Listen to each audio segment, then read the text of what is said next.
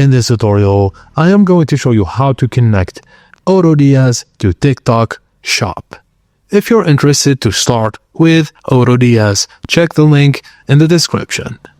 Firstly, from the AutoDS sidebar menu, click on Add Store. On the next screen, click Add Store again to start the setup process. Select TikTok Store from the list of selling channels. You'll be prompted to select your TikTok store type. Just note that only US TikTok stores are currently supported on AutoDS. Now log in with your TikTok Shop account and approve the connection to allow AutoDS access. Once authorized, AutoDS will link your store and you'll be ready to upload products.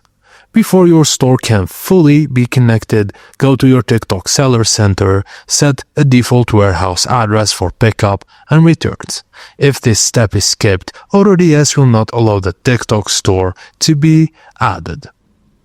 Once you've completed these steps, you can start importing products, managing orders, and automating your dropshipping operations on TikTok through AutoDS.